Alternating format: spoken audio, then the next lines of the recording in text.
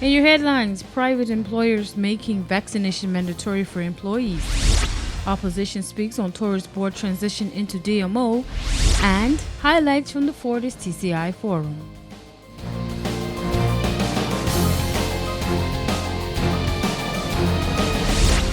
Hello Turks and Caicos, welcome to Newswatch. I'm Latoya Walker, your anchor for Monday's newscast. Let's get right into it. While vaccination mandates have been stipulated for arriving tourists, the Minister of Health says residents are still not obligated to be vaccinated. Now, while the government may not make the jab mandatory anytime in the foreseeable future, private employers very well could for their employees. Here's more in Monday's leading story.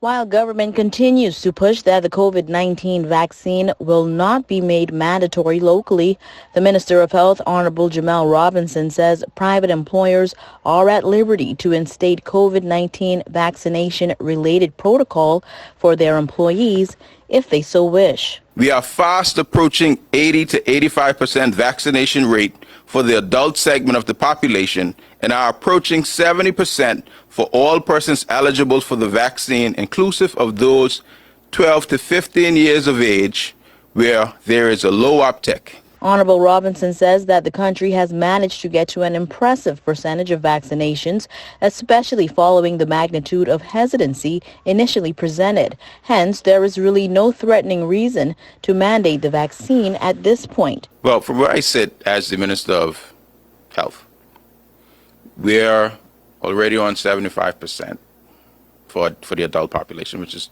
basically the adult working population. The only place, if there were a need to explore, would be whether or not we mandate frontline workers, which would cover those persons you're referencing. And those places now, they have significant uptake already. So, although I would never say never, I don't envision a scenario where we would need to mandate frontline workers at this point having to take the vaccine, because many of them have voluntarily did it. Visitors to the TCI are, however, required to present COVID-19 vaccination records in order to enter the country. There are currently 6 brands of the vaccine being accepted by the ministry.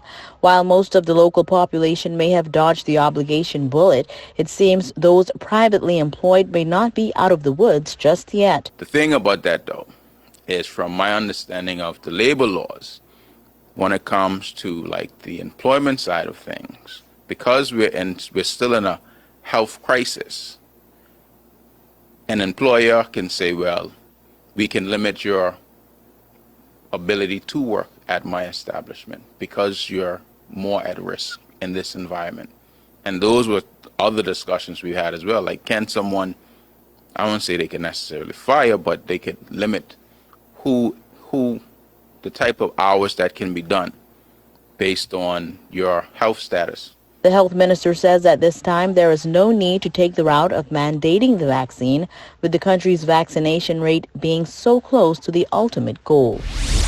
The decision to rename and restructure the tourist board into a destination management organization has drawn criticism from the opposition. More in this report. Over the weekend, Leader of the Opposition, the Honorable Edwin Aswood, and former PDM candidate Robert Bean Jr. spoke up about the change being made to the structure and organization of the Tourist Board. They are both calling for the decision to be scrapped and for the government to consult with the people before making such a drastic move. Aswood says that when the intention to establish a destination management organization was first put to the people, it was assumed by many that there would be a restructuring and a rebranding of the existing tourist board, giving them huge upgrades, greater budgetary support, and increased qualified manpower who have the necessary knowledge, skills, and abilities to carry out their new mandate. He says that instead of improving and upgrading, the Honorable Premier and his cabinet are planning to close down the tourist board, including offices in key source markets. The opposition leader says this move will no doubt also negatively affect existing staff, as there is no guarantee that they will be offered placement in the 2 new bodies.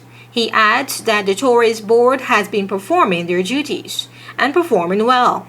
The country, he says, has been seeing the fruits of their labor. Quote, give them a fair opportunity to succeed with the new mandate, if given the needed resources, and allow for the restructuring of the duties. Allow the Tourist Board to have the resources and manpower similar to that which would be found in a well-performing destination management organization, and you will see them fulfill and possibly surpass this mandate. End quote.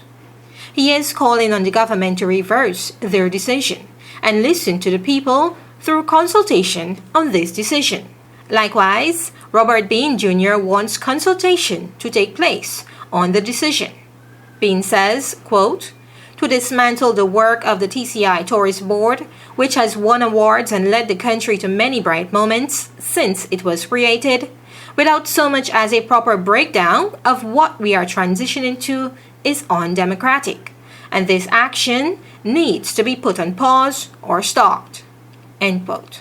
He says he believes the Tourist Board can be retooled, better funded, its ordinance updated, and its duties broadened. For PTV News Watch, I'm Delana Isles. A quick break, but don't go anywhere. We'll be right back with more News Watch.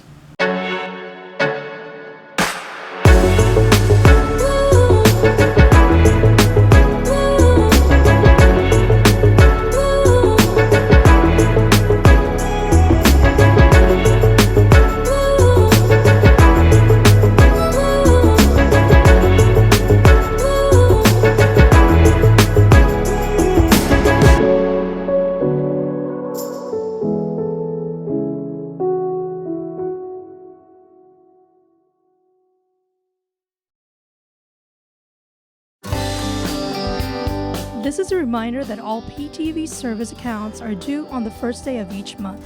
Accounts should be brought up to date by the 28th of the month to avoid disruption in service. Payments may be made on our office at Stubbs Diamond Plaza, Providenciales, Mides Plaza, North Caicos, and Airport Road in South Caicos. Payments may also be made online using Scotiabank, CIBC First Caribbean Bank, and Royal Bank of Canada. Please allow 3 business days for online payments to be processed. We thank you for your cooperation.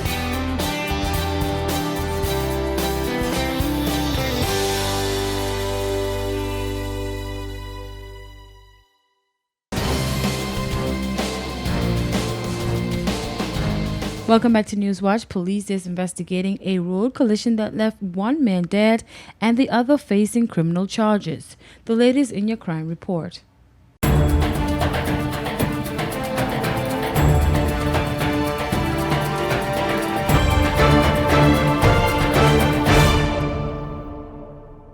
One man is facing a serious charge after what was described as a fatal road collision and left the body of a 28-year-old male lifeless on the ground over the weekend.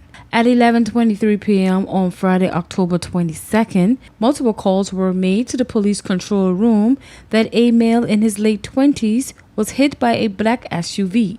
Shortly after that, officers and medical personnel arrived on the scene in the vicinity of Grant's gas station along the Leeward Highway, where the male was seen lying on the ground unconscious. The man was taken to the hospital where he succumbed to his injuries. The driver of the black SUV was arrested on suspicion of causing death by dangerous driving and released on bail. Acting Commissioner of Police Kendall Grant, commenting on the fatality, stated, quote, on behalf of the Force Executive Team and the Royal Turks and Caicos Islands Police Force, I would like to express condolences to the family and friends of the deceased.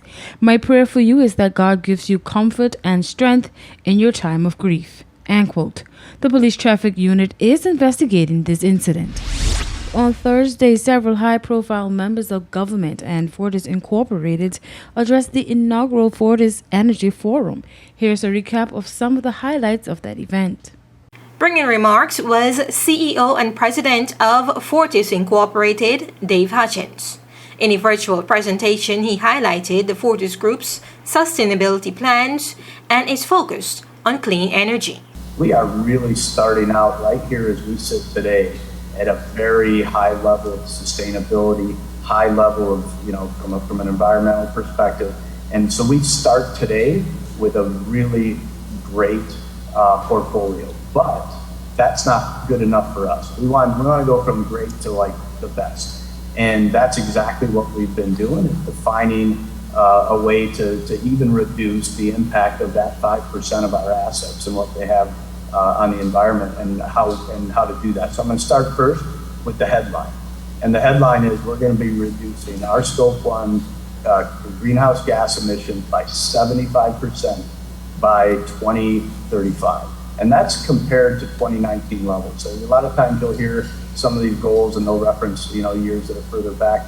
We started this right when we put out this goal. It was from last year. That's how we're going to do this. We're going to measure it. We're going to see how we can do this over the next 15 years. And we're going to do this without sacrificing either affordability or reliability for our customers. Those are absolutely key. We can't have a plan that compromises either of those. So this is very aggressive. I mean, you look at the shape of that curve, it's definitely aggressive, but I can tell you it's also very achievable. And the first little check mark on is it achievable is to look from 2019 to 2020 and see that we actually reduced our greenhouse gas emissions just in that 1 year, 15%. So yeah, we've got a plan. That plan, according to the CEO, involves shutting down coal and replacing it with cleaner energy.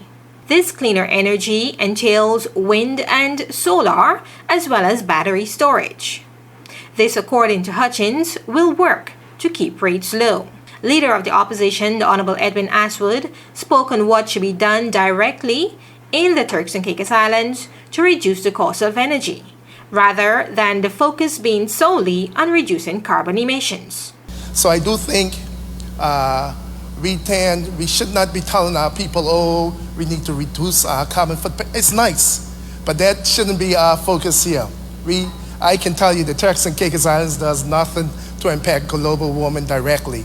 We should worry about taking care of our environment and the cost of energy to our consumers and making sure that we can survive here and it can be sustainable here in the Turks and Caicos Islands. So global warming, talking about reducing carbon footprint is nice.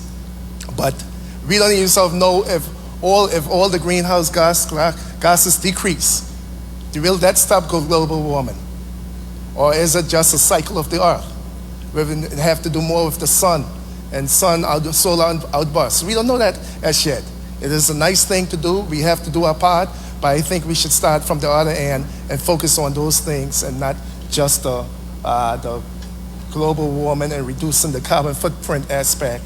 We should look at the distribution being more resilient for the impacts of global warming, rise in sea tides, what is happening here, resistance to hurricanes, how our network look, getting those power lines under the ground and getting our homes and stuff more energy efficient. During the question and answer segment of the forum, a question was posed to the government, asking what is their priority with respect to renewable energy development in the Turks and Caicos Islands, and how do they plan to increase the uptake within the various subsectors. Answering this question was Premier Honorable Washington Mizik. The government looks at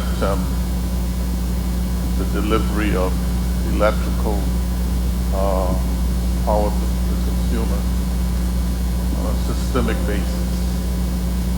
And it ties back into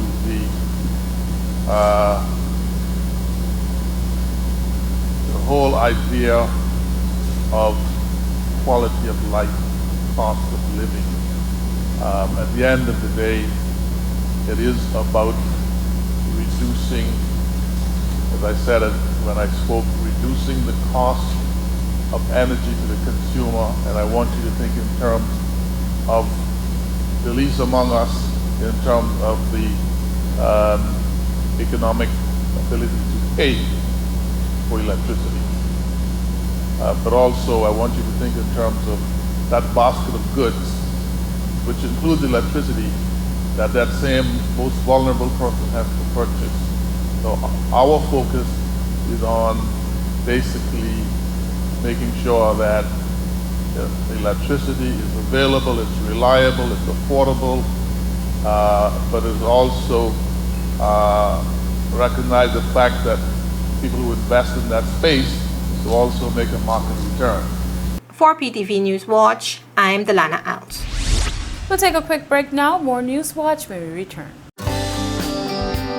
This is a reminder that all PTV service accounts are due on the first day of each month.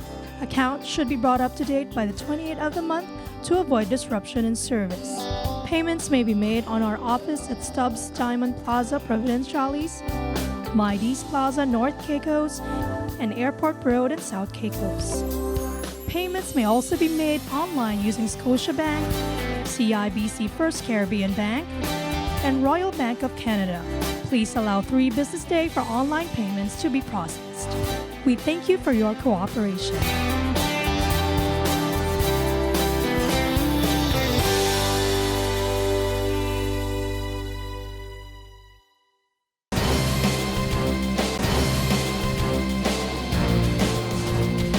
Cloudy skies across the Turks and Caicos Islands. Here's your weather forecast for October 26, 2021. Starting in Grand Turk on Tuesday, partly cloudy skies, high 85, low 80, winds south at 10 to 20 miles per hour. South Caicos on Tuesday, intervals of clouds and sunshine, high 86, low 80, winds south at 10 to 15 miles per hour. North and Middle Caicos on Tuesday, partly cloudy skies, high 87, low 79, winds south at 5 to 10 miles per hour. Parrot and Pond Key on Tuesday, partly cloudy skies, high 86, low 79, winds south-southwest at 5 to 10 miles per hour. And on Providenciales on Tuesday, partly cloudy skies, high 86, low 79, winds south-southwest at 5 to 10 miles per hour. Time now for sunrise and sunset. Sunrise at 6:50 a.m., sunset at 6:17 p.m. And for your high tides and low tides, high tides 12:01 a.m., 12:01 p.m. For your low tides, 5:32 a.m., 6:33 p.m. Time now for your hurricane outlook. For the North Atlantic Caribbean Sea and the Gulf of Mexico, a non-tropical low-pressure system is expected to form off the east coast of the United States during the next day or so. The frontal low will move generally north-northeastward through the middle of the week, and the system will likely bring rain and wind impacts to portions of the mid-Atlantic and northeast U.S. coasts. By the end of the week, the low could acquire some tropical or subtropical characteristics while it moves eastward away from the northeast U.S. coast. And that's it for your weather forecast and hurricane outlook. We'll be right back with more Newswatch. Here at People's Television, we're more than just your leading news and entertainment services. We are spreading the gospel.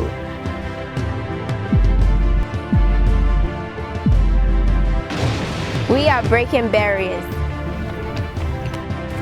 We are preserving the culture. Each one, teach one. We are committed to excellence. We're creating change. We are creating memories. We are the future. I am PTV. I am PTV. I am PTV. I am PTV. We are PTV. We are continuing the legacy. We are PTV.